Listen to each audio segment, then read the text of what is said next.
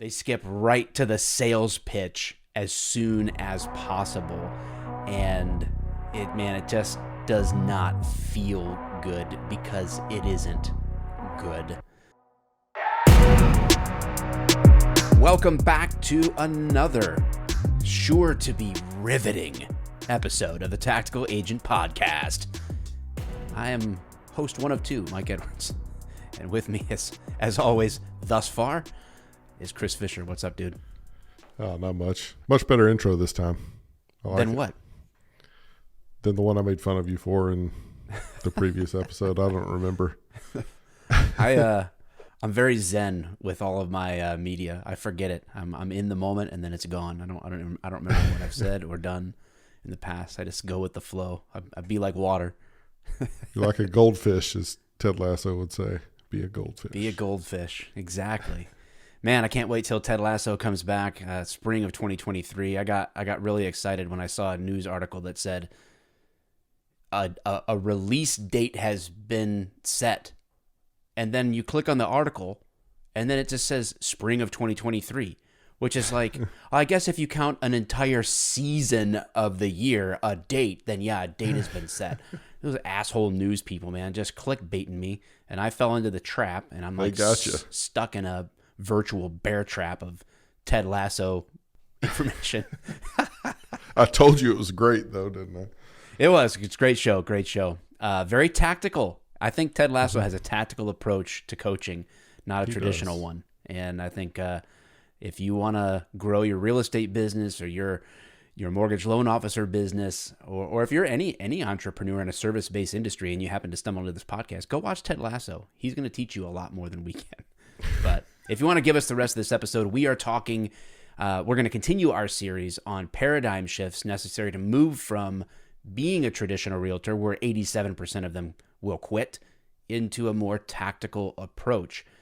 If you're not getting the kind of results that you would like to get, or you're getting results but you don't feel like your values and your personality jive with what you're doing to get those results, then that's what this is all about. We want to help you to see and approach this business differently, in a relationship-based, referral-based, long-term growth strategy. And that's what this is all about. If you want to know more about us, you can get to know us in our book, The Tactical Agent. I'll put a little link on the screen for the YouTubers that are watching this, but tacticalagentarmy.com/book. It's not a cheap PDF. This is a 230-page book. You will pour our hearts and soul into this thing. So this is truly from us to you that we hope adds value to your business. It is cheap in the fact that it's free, but it has value. It has value. If you want a physical copy or a Kindle, you can also do that on Amazon.com.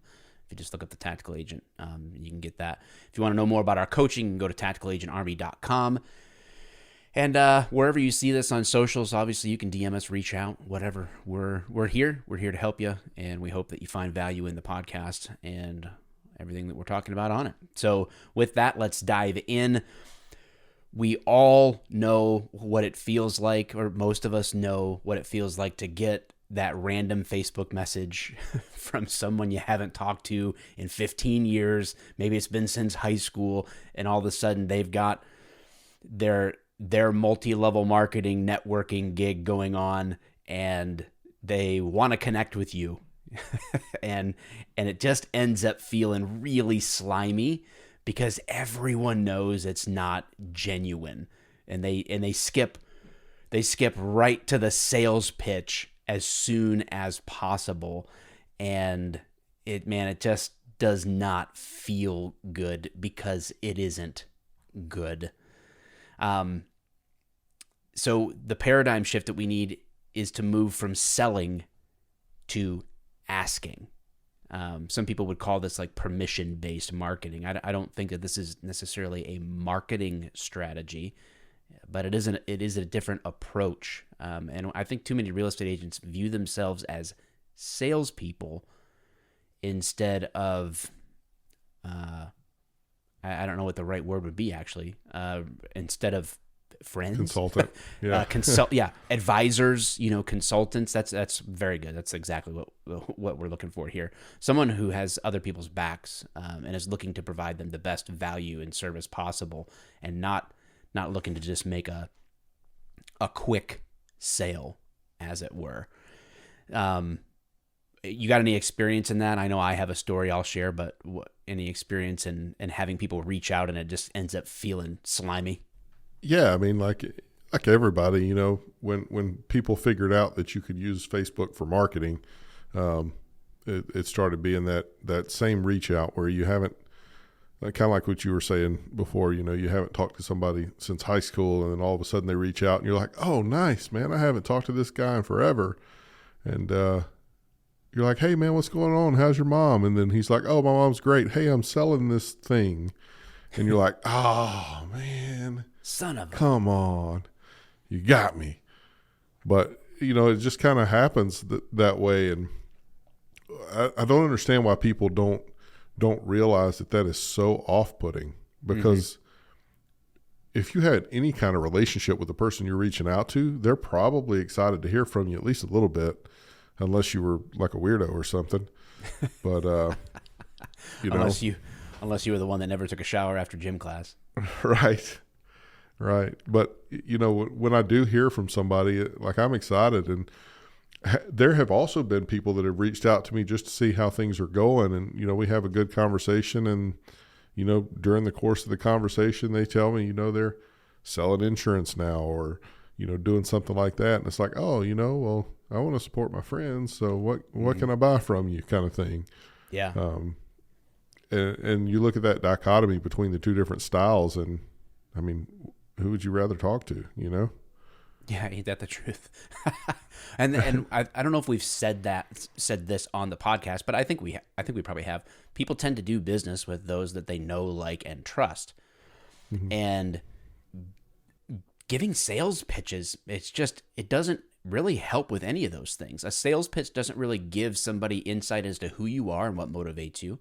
It certainly, it could maybe make someone like you a little bit more if you make them laugh or engage them in some way in the pitch, sure. I guess. But I don't know what trust can really be built in a pitch. It feels like authenticity and intentionality over time builds trust. Not a pitch, not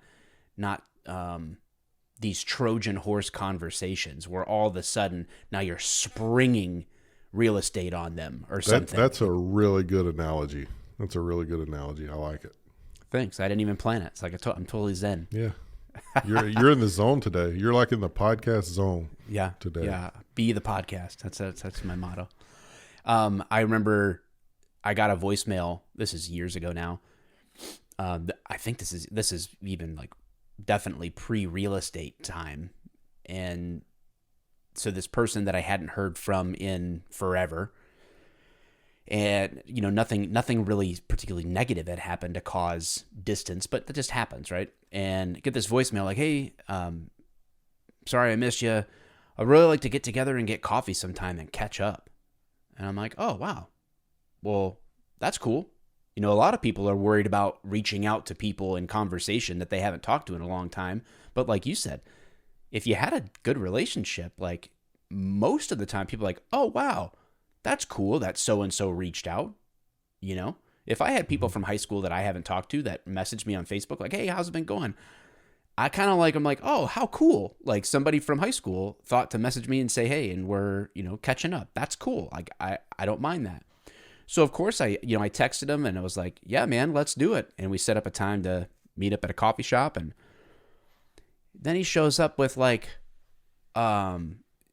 these folders, like branded folders, and is pitching me on different, insurance and investments.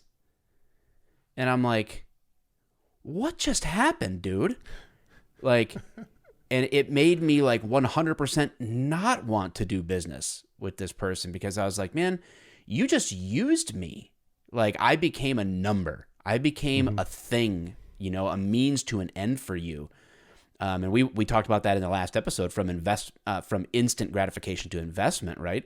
And this is these all build sort of on each other, and you tried to sell me, and nobody likes to be sold, But what people do like to do is to shop with friends, Right. Yeah. don't necessarily want to be sold, but they don't mind buying with hanging out with the right people and getting cool things. So, I don't know, man. It's no one likes that feeling, Well, and I don't know why. I don't know why this concept continues to be perpetuated in the industry.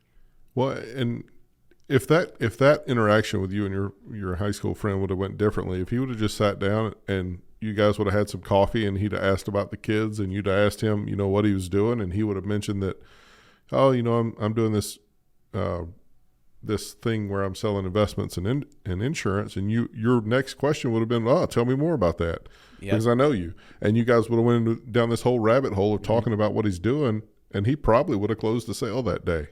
You know? Yeah, absolutely. It's a huge difference. And by way of, I guess, practical, well, how do I do this? How do I move from selling to asking? I think it's about going back to the beginning and valuing connections. The more people that you are genuinely connected to and investing in, then asking becomes a supernatural, not supernatural in the sense of like walking on water, super natural in terms of feeling normal.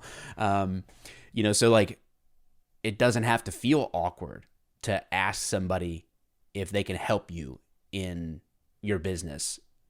If you've earned that right through just being connected authentically to as many people as possible. I think that once you do that and you just position yourself as someone who is authentic, I think that's helpful. But another practical advice, and for some of you, this may be a little bit hard to maybe wrap your mind around because it's not necessarily an action step. It's a related shift in your mind that has to happen to move from someone who is selling people to someone who is asking for business at the right time in the right ways. And that is that you have to view your business as integrated with the rest of your life. I think a mistake real estate agents make is that they treat a service-based business like, okay, this is my job, and then I've got my regular life. And I think when you keep those two things separate, you can more easily get pulled into the selling tactic because it's kind of like, okay, I'm here in the real estate mode here, and now I have my regular life. But the more that you can integrate them, the more natural real estate as a piece of conversation or a reality about who you are and what you're doing and why you're doing it is going to be known by everybody you're connected to anyway. And when you build that relationship and that trust is elevated, you're going to be the go-to person anyway. And asking for business isn't a big deal. Yeah, that's one of the more interesting things about, putting this system into place is when you realize that you don't even really have to ask for business that often. It's always a good idea to ask, but a lot of times it just comes up during the course of conversation and people start trying to help you, because something that gets lost in all the sales training is that people want to help their friends, right? Like if my friend calls me and needs help, I'm going to do everything I can to help them. Mm-hmm. That's why we're friends. So it's no different in this business type relationship. If you're consistently putting the effort in to invest in that relationship, they're going to want to help you. And it's helping people makes you feel good, right? That's one thing I like to say. Like, yeah, I want to help my friends because it makes me feel good. It's about me as much as it is about helping them. Mm-hmm. And you're giving them an opportunity to feel that way when you create a situation where they want to help you, and then you allow them to fulfill that. And it gives them a little bit of fulfillment, I guess. Yeah. And when it comes to asking, the other mistake that can be made is that we think by default, if coming from a traditional perspective, that asking means I'm asking the person that I'm talking to if they want to sell their home and buy another one. And here's the reality. Families that are going to sell a home and buy another one,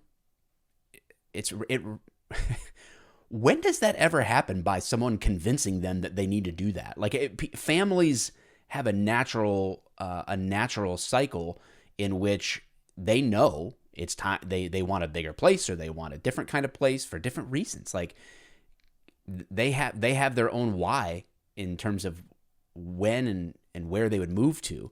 So you don't really sell people on needing to move. And the mistake we make is like, I hear this from new agents all the time. Well, I asked them if they were wanting to sell their place and get a new one, and they said no. So I've asked all 87 people I know if they're moving, and none of them are. So now I'm stuck. I have to go to Zillow or I have to go make cold calls. And it's like, whoa. You're asking the wrong thing. When we talk about asking in a tactical way, what we're talking about is once you've earned that right, you're not Trojan horsing, you're literally connecting to people and you're investing in them. When you're ready to ask, the ask is, hey, can you help me? Who do you know that's thinking about moving? That's the ask. I really like you, and I would rather work with people that are more like you. So who do you know? And exactly. That is the ask. We're asking for people that they are connected to, who if you've invested in that relationship and they're invested in you, they want to tell their friends, oh, at the get together at their friend's house, and one of them mentions they're thinking about moving. Oh, you've got to talk to Chris. He's my buddy in real estate. He's a great guy. And that's how you're getting business, is through referral-based business based on these asks. And go ahead. When you ask that way, it's not like they're going to sit there and, well, I was going to buy a house, but he didn't ask if I was going to buy a house. It'll just be, oh, me, I'm thinking about buying a house. Cool, great. How can I help you? Yep. I remember getting challenged to do this by a real estate coach before that I had, and it was a day-long training, and so we got trained sort of like what good asking is, and then said, okay, we're gonna pause the Zoom here. I want you to go for the next hour. I want you to pick the last 15 people that you have called on your phone. I want you to call those individuals, just dial them back, and I want you to ask them who they know. And I want you to see where that leads. That next hour of time for me led to $15,000 in GCI. Yeah. And I just hadn't been asking. I was connected, but the reason the ask went well was because I wasn't selling them anything. I'm not putting them out. We're friends. We're connected, right? Like they're people in my network that I'm rooting for them and they're rooting for me. And that's not true of cold call people. They're not rooting for you. You don't know them enough to root for them. You haven't invested in that relationship. It's purely transactional. It's pure sales. And if you get really good at closing sales and memorizing scripts and being, smooth at the transitions and answering objections and all that stuff, and if that jazzes you up, cool. It's all that does to me is stress me out. And there's a lot of you agents out there that will hear this that are like, oh my gosh, I hate it. I'm glad that I'm making $75,000 a year, but I would rather make $125,000 a year and enjoy it. And the good news is you can shift your mindset and approach, and you can make more money with less stress and enjoy it if you do it right. Yeah. As a resounding sense of support for my belief there. I love it. Yeah. So guys, I challenge you. Go ask people.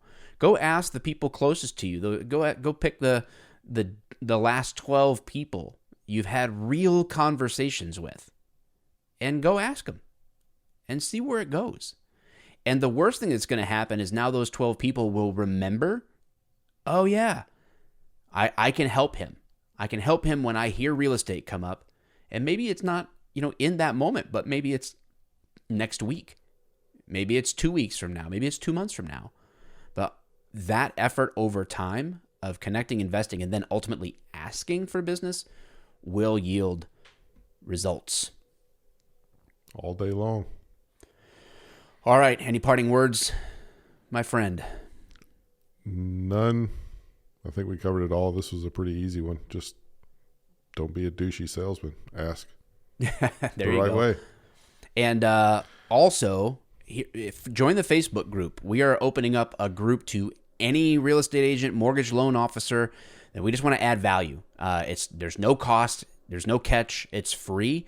And in fact, we're going to try to do some value adds for you guys that join the group with like monthly webinars where we hit a topic for a couple of hours that we get real practical with and hopefully give you some steps to follow. We know people come from all sorts of backgrounds, all sorts of brokerages, blah, blah, blah. And we just want to help you in your business. So facebook.com/groups/tactical agents, or if you just look up the tactical agents group, should be able to find it.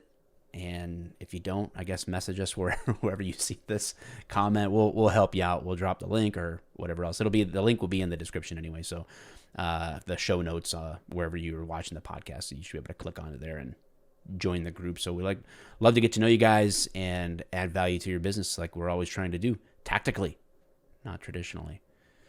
That's it for us.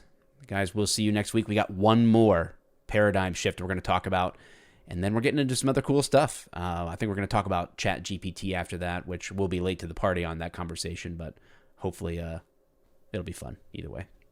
Yeah, definitely. As you say, roll tide. I don't know what that means, but that makes me happy. Giddy up. See you guys.